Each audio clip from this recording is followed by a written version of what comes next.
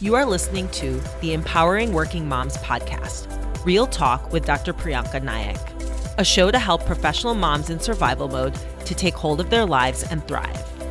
If you're ready to take powerful action to create your best life, then this is the show for you. I'm your host, Dr. Prianca Naik, board-certified internal medicine physician and certified life coach. Now let's get to it and dive in.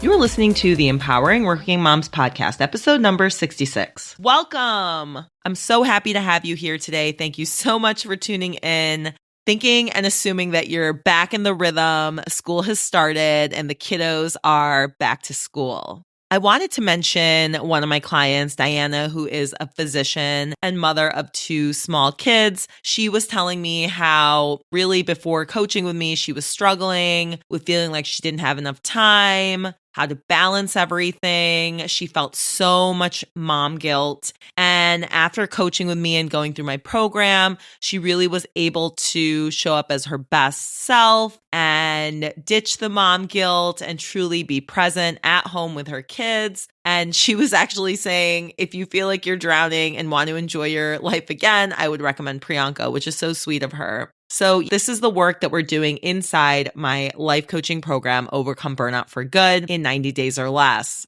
As a physician and having my master's in neuroscience, I've really created easy, implementable tools, including my 3N method and other processes that really help cultivate peace of mind, balance, mindfulness without a ton of time. And to learn more about the work I do inside my program, join my free on-demand masterclass, 4 Steps to Overcoming Burnout, Overwhelm, and Truly Getting Your Peace of Mind Back. The link will be in the show notes. Today, I want to talk about really shifting your mindset for a happier, more enriched life. And I did actually talk about perspective shifts in episode 44 about what your 80-year-old self would think about something and putting on that lens, really transposing that lens to the current moment. And that allows us to not take insignificant things too seriously. So definitely listen to that episode 44 first, if you have not, before you listen to this one. Because this episode today, I'm going to expand on this concept. We're going to talk about having a second chance at life without, though, having a near-death experience. So there are people who have beat cancer or they do have near-death experiences and they come back, they face their life really living differently, probably better. So what if we could do the same without having to die? That sounds pretty good, right? So before I get into the exercise and really the couple of ways you can look at this and how to approach it, I want to talk about Anita Moorjani's book, Dying to Be Me. And I read this a few years ago, and it's really a memoir that talks about her journey from being on the verge of death to a miraculous recovery. She had been diagnosed with stage 4 cancer. And at that time, when she had this cancer, she was living a life really for others, out of alignment with who she was, who she wanted to be. And this near-death experience, also abbreviated NDE, really changed her sense of her life and healing, and it transformed her. She felt a sense of interconnectedness, and she talks about how she made an active choice to not die and to return to life. Now, of course, this story is going to challenge conventional beliefs about illness and recovery, and some people might think it's woo-woo. Regardless, I think it's just important to see that she had this message of coming back from NDE to embrace a newfound lease on life. And I actually am getting chills as I talk about this because I think this work is so powerful. And her memoir really offers us an example of life's challenges and how they can be a true catalyst for change and a deeper connection to who we really are. And connecting to who you are, and if you don't know what that is, the work that we do inside my program, we really dive deeply into that. But if you don't have a sense of yourself, right, then you're kind of living all over the place. And when we do that, we're out of integrity. Once we can truly get to know ourselves, our values, and how we want to live, and we can live in alignment with that, then we can be at peace and have the balance and end the burnout that really ails so many women. And I'm sure you can relate with this. So let's talk about how we can really cultivate inner peace and live a more meaningful life. So that is through today's topic, which is, what if you had a second chance at life? How would you do things? We're going to really look at this concept in two different ways. So way number one. So this is really when you have a new beginning. For example, let's say you have a new job or a new relationship, or you're moving to a new city. So when you have a new beginning, really ask yourself, what did you learn from your past recent journey, your past job, your past relationship, the way you lived in your past town? And what was good, what worked, what didn't work, and how do you want to improve? And how can you use what you've learned for a better now and a better future? So let's say you're leaving a job for another one. Don't underestimate the significance of these kinds of changes, because you might really have some grief for the loss of a certain job. It's its own death, right? So that's why I bring it up in this episode. How can you take the death of that job and then have a rebirth with a new job? So how would you show up? Ask yourself that question. And when you can answer that, you take the answer and you put that answer into action. And that's really how you're going to change your life experience for the better, of course. Similarly, if you're ending a relationship or you've had a divorce, you're in a divorce, what did you learn? How did you get there? How did you end up there in the end? And what was your role? And knowing all this, once you reflect on this and take some time to do this, because I'm just kind of rattling these off, but the text will be in the show notes so you can look at that for further guidance. How can you approach the present and the future differently in the context of all of this? So actually in life, we do get the chance to be reborn. And that's a little dramatic, right? Being reborn. But basically what I'm saying is we get a fresh start all the time. And maybe you're not realizing it. So I'm just trying to increase awareness for you. Become aware of when you get a fresh start. And it can be as simple as, okay, September's the new school year. I get a fresh start in this. Often for me, when the year is ending, I do a lot of reflection exercises and goals for the following year. But that's a reset. And then I do another reset. Let's say in the summer, I give myself a fresh start when the summer's starting. And then again, when the school year's starting, I might do like a reset, a rebirth, etc. And it really helps us to keep ourselves active in living our lives and really taking an active role in how we want to live our lives, what we want for our lives, instead of letting life live us. And it's when we let life live us that we get drained, we feel exhausted, we feel unhappy, when we're not doing what our heart desires, what we really want to be doing. And the concept that we can't is really something that we've been taught, and it's really not the case. And I did talk about dreams in a different episode. So creating the life of your dreams, check that out. It's a past episode if you haven't, and that talks much more about this. But basically, we get to take control of our lives by refreshing ourselves whenever we want. And we can take a new lease on life, a refreshed, rejuvenated, a second chance at life at any given moment. You can decide today, in fact. You don't need the end of the year or the times that I've just mentioned. You can create your own rebirth, your own, I'm coming back, I'm reliving my life, I get a second chance at life in this moment. You could do it right now. So that's way number one of the second chance.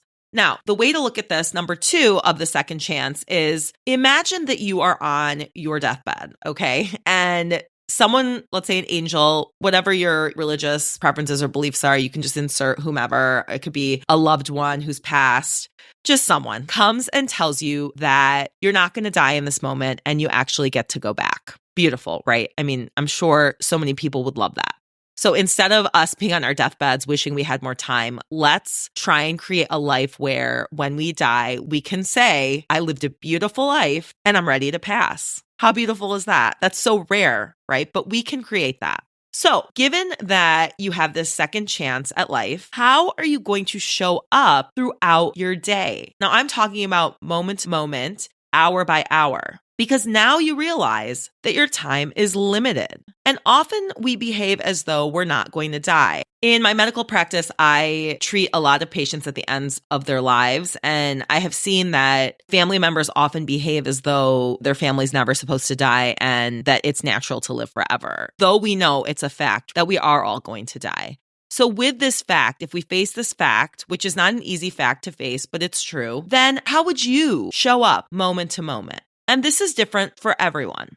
So I'm going to give you a couple examples of how this shows up for me. And then I will give you some practical tips in case you're feeling lost on ideas of how to do this. All right. So for me, I practice a lot of mindfulness and I tend to be in the present moment because I've practiced years and years of meditation, and I take what I've learned from years of sitting meditating and I apply that to my life, which is a lot of what I teach in my program without the meditation, but I'm able to soak in the moments. And also, when I was young, many astrologers in India, this is definitely a cultural thing, had told my mother that she was going to die in a bad accident at 40. And my family shared this information with me when I was young, which I don't know if they should have, but they did. And so I actually grew up thinking that I was not going to have my mom forever. And that translated to me, even as a teenager, every single conversation with my parents, I would always say, I love you, bye. I love you, bye. And I would always kind of think this could be the last time I see them. So that's my background. And I do tend to live life as though I'm not living forever, or that people that I love are not living forever.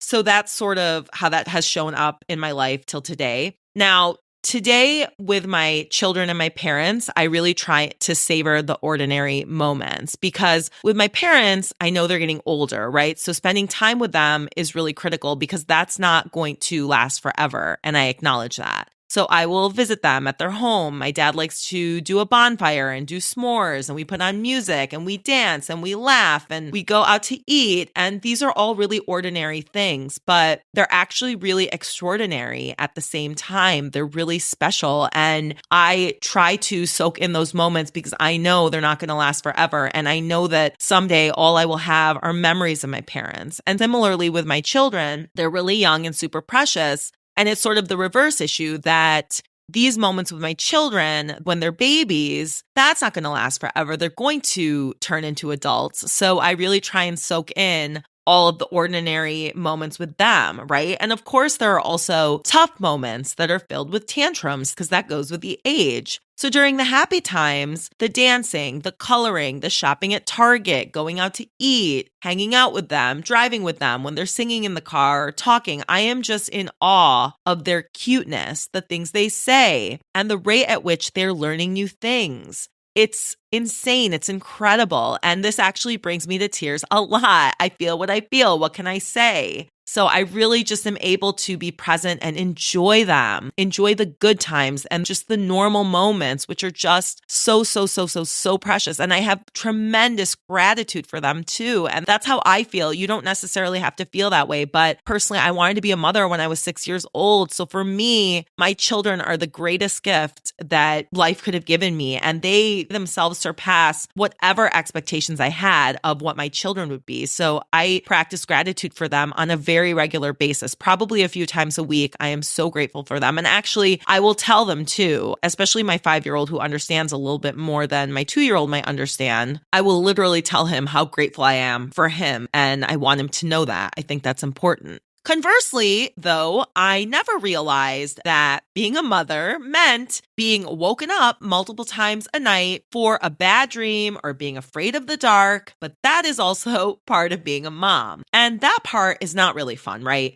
But with this perspective, I know that just like the cute stuff and the cute, young, adorable time will pass quickly, the negative phases will also pass quickly. So I get to not give the difficult times a ton of attention, and I can sort of let them go and instead focus on the good. And that's my choice. And what that ends up doing for me is it creates a more positive life experience during which I feel more fulfilled and more gratified. This is all a choice, just like it is for you. You have a choice too. So if you're feeling a little lost on how to really get that second chance at life, here are some things that you can do to really enhance your life experience. So one thing is practicing gratitude and practicing mindfulness. Gratitude practice is really easy to do. You don't have to journal. And I actually have an episode on gratitude practice earlier in this podcast, so check that out. But basically, you can just recite to yourself 5 things you're grateful for every morning when you're showering. Mindfulness, also simply saying to yourself, there is a body, and focusing on your breath can really help you to just be present in any given moment.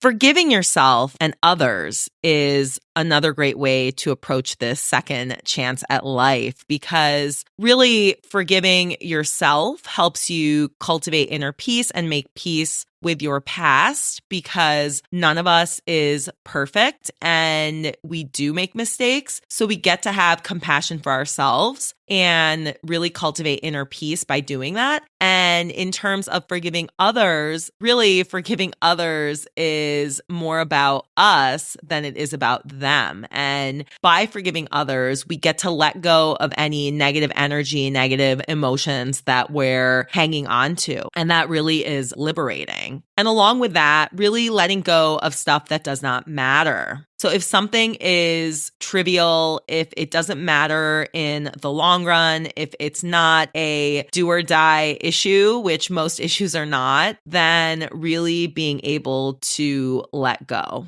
The next tip is to embrace what is going well and put on those rose-colored glasses for ourselves, because we really have a choice on how we see things. And if we can even see our challenges as serving us or testing us, or what are we learning from this, it's so much better than having a victim mentality, because that is much more depressing and sad. So we can embrace what is happening and also what we are doing well, because we don't give ourselves enough credit for all the good things that we're doing. And I'm sure you're doing a ton of them. So give yourself a pat on the back. And again, it is great to have other people validate what you're doing, but that really gives our power away. So we get to reclaim our power by validating ourselves and supporting ourselves. And the more we can do that, the more inner strength, resilience, and peace we're going to build. The next thing you can do is literally figure out what you want out of this life and go after it yesterday, okay? Because time is so short. Somebody was telling me that they wanted to go into politics, and I said to this person, well, then you just need to do it right this minute, right this moment, get going on it, because time is of the essence and you might as well just do it. Don't prolong things that you really want to do. Another important way to approach our second chance at life is really connecting with those you care about. That can be however you see fit, via phone call, via FaceTime, an email, seeing them. Maybe another way to do this is to write thank you notes. First, start with yourself, practice gratitude to yourself and all the wonderful things you're doing, and then thank you notes to other people in your life. It's funny that I'm doing this episode because I literally wrote a bunch of notes to people last week, a bunch of my friends whom I care about. I wrote them notes the other day and mailed them out. But it really is beautiful to let those people that you know have had an impact on your life, or that you care about or care about you, that you appreciate them. That way, if you die tomorrow, you did make your peace with them. Or if they die tomorrow, you have your sense of, okay, I did let them know that I love them. Another way to approach coming back, having a second chance at life, really ask yourself, how would you prioritize your work versus your home life if you got that second chance? What would you change? And this is a critical question, because a lot of us are living on autopilot and really don't take the time to think about these things. But taking the time to reflect upon these issues is so important in getting the most out of this beautiful life. If you had a second chance, what would you do in terms of your physical and mental health? Would you take better care of it? And how? Would you travel more? And if you would, then you need to start booking those flights. Get going, see everything you want to see, travel more often. And I know people make up a lot of excuses, I can't, but the truth is you actually can. You get to create what you want for yourself, whatever that means. And the last way to really make the most of the second chance is to celebrate everything. You get to celebrate everything you want, whatever you want in this life, whatever you think is a time to celebrate. Let's do it. So for me, this shows up as celebrating the first day of school with my son. We got a cake, we lit candles, I FaceTimed a bunch of relatives, and we did a little party. We sang, we danced. My son was running around the house. He was so happy. It was wonderful. What a great memory. And now it's only September, but I got a bunch of Halloween stuff, and we're celebrating Halloween for the next 6 weeks, and that's really fun. So whatever it is that you want to celebrate, you get to celebrate yourself, celebrate life, enjoy, and there's really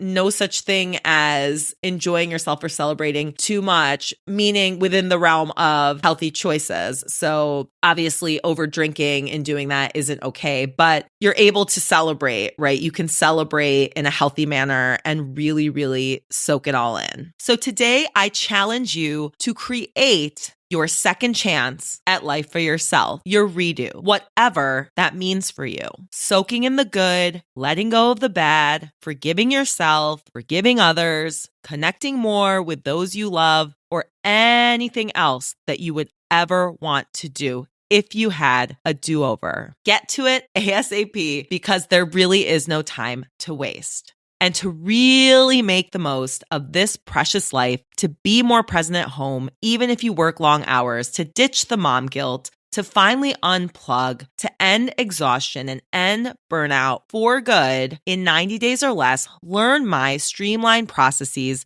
to really heal from the inside out. Book a call and apply to work with me to get started. Prianca Naik, mdcoaching.as.me. Thank you so much for tuning in, and I will talk to you next week.